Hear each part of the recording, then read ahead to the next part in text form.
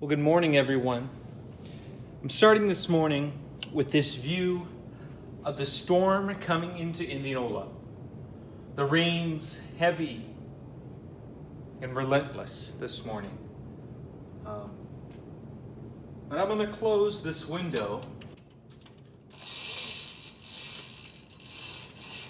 One, so you can see me, but two, as a reminder, as I sit in this dark room, of all of the feelings of emptiness and all of the storms going on, raging in the world right now. It can be a lot to handle. It is a lot to handle.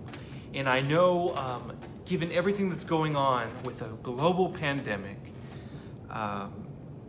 protests and a pursuit for justice, and now we have remnants of a tropical storm, a tropical depression heading into Iowa, which is perhaps the least of our worries, but it just, it shows how much of this happens as much like a storm.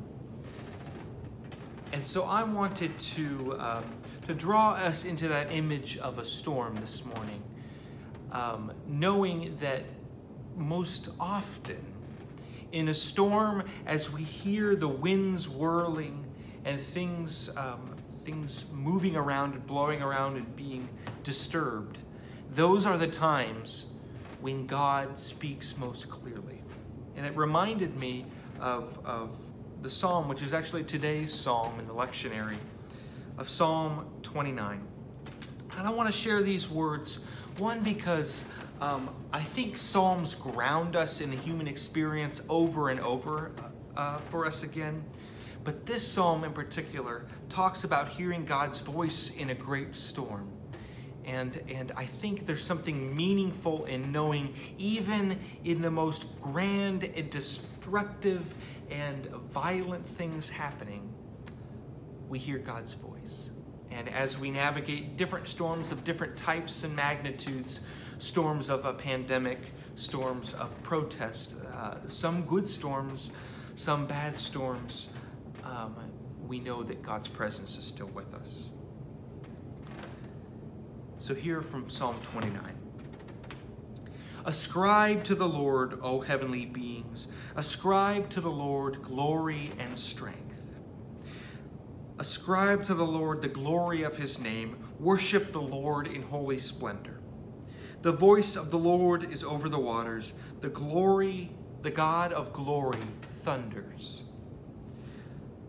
The Lord over mighty waters.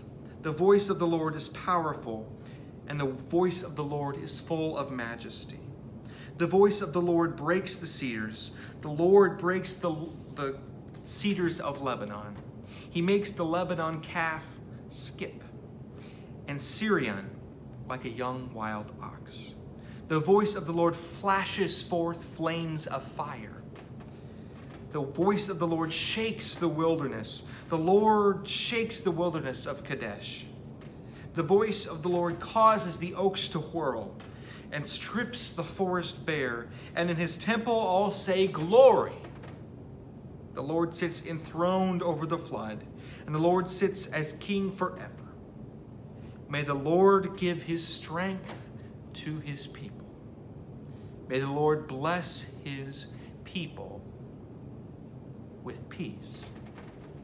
The word of God for the people of God. Thanks be to God. Now, what I love about this psalm, not only the tongue twister of flashes forth with flames of fire, say that 20 times fast, but I love the sort of counterpoint of imagery. The way that the psalmist, attributed to David, talks about the violence of a storm, the destruction of a storm akin to God's power and majesty and glory. So, sort of insinuating that the power of God is like a storm.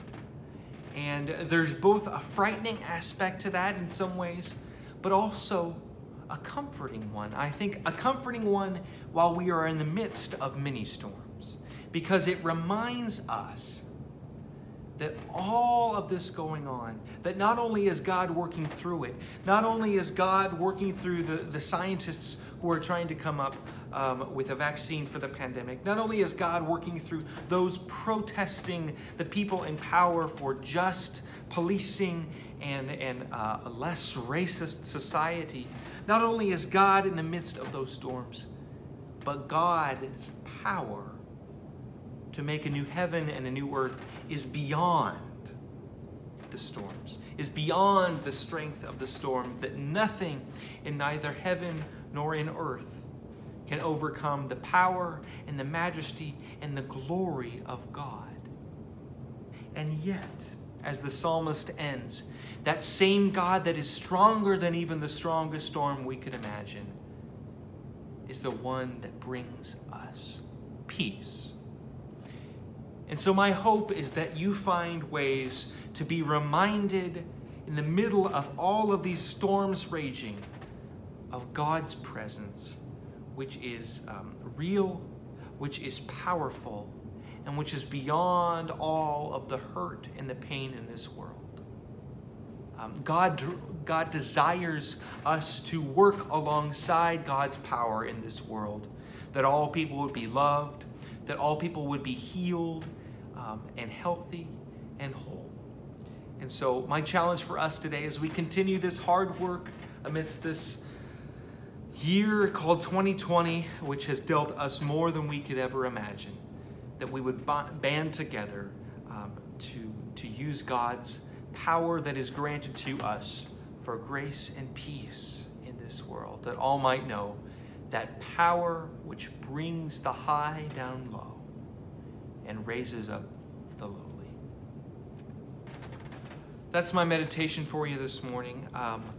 I'll be sure to check the comments below to see how you are doing, how you are holding up, how these storms are affecting you, how you are feeling that pressure and power, and even sometimes the destruction of all that's going on.